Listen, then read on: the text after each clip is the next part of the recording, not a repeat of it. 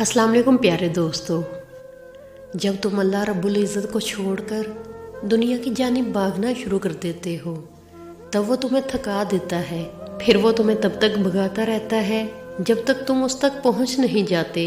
तुम सोचते हो कि तुम्हारी उदासी तुम्हारा नसीब है, मगर दर हकीकत वो उदास तुम्हारी अल्लाह रब्बुल इज़्ज़त से दूरी का किस्सा होती है, जिसे तुम बगैर सोचे नज़रअंदाज कर देते हो और भूल जाते हो कि ज़िंदा रहने के लिए सांस से भी ज़्यादा ज़रूरी अल्लाह है।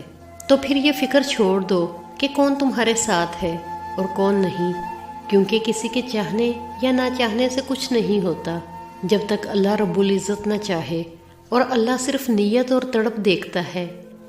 तुम्हारी दुआएं तुम्हें उन चीज़ों तक ले जा सकती हैं जो तुम्हारे नसीब का हिस्सा नहीं, क्योंकि नसीब पर अल्लाह रब्बुल इज़्ज़त के सिवा किसी को इख्तियार नहीं।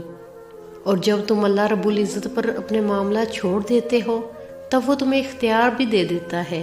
फिर तुम्हारी दुआएं मोजज़े लाती हैं और सब मुकम्मल कर देती हैं। तुम्हारा सदियों का काम उसके यहाँ एक लम्हे का किस्सा है। तुम्हारी उम्र भर की रियासतें उसके लिए एक उन की बात है। जहाँ इतना सब्र किया वहाँ थोड़ा और सब्र सही, जहाँ इतनी कोशिश की वहाँ थोड़ी और सही। वो अगर दिल नहीं बदल रहा तो यकीन रखो कि वो तुम्हारा नसीब बदलने पर राज़ी है, और जब वो राज़ी होता है तो किसी की जुर्रत नहीं कि उसके रास्ते में रुकावट बने।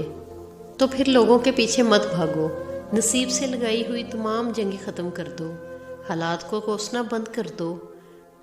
जिसको उस पर इख्तियार है उसे मना लो। अगर तुम चाहते हो कि अल्लाह रब्बुल इज़्ज़त तुम्हें अपनी ताकत से खुश कर दे तो पहले अपने सब्र से उसे खुश करो। अगर तुम चाहते हो कि वो तुम्हें तुम्हारे तवक्कल का सिला दे तो पहले तुम उसे उस तवक्कल की आखिरी हद तक जाकर तो दिखाओ।